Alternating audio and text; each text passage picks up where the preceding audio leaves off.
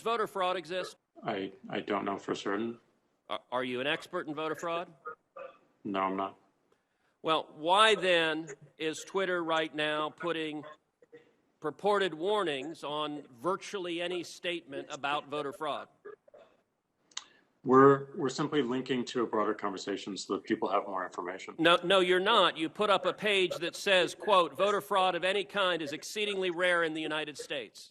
That's not linking to a broader conversation. That's taking a disputed policy position, and you're a publisher when you're doing that. You're entitled to take a policy position, but you don't get to pretend you're not a publisher and get a special benefit under Section 230 as a result.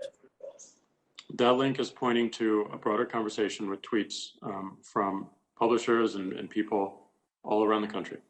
Mr. Dorsey, would the following statement violate Twitter's policies? Quote, absentee ballots remain the largest source of potential voter fraud.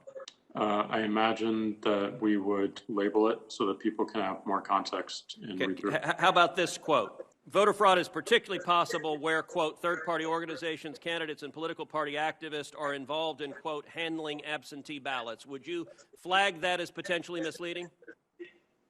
I don't know the specifics of how we might enforce that, but I imagine a lot of these would have a label pointing people to a bigger conversation. Well, you're right. You would label them because you've taken the political position right now that voter fraud doesn't exist. I would note both of those quotes come from the Carter-Baker Commission on Federal Election Reform. That is Democratic President Jimmy Carter and former Secretary of State James Baker. And Twitter's position is essentially voter fraud does not exist. Are you aware that just 2 weeks ago in the state of Texas, a woman was charged with 134 counts of election fraud? Are you aware of that?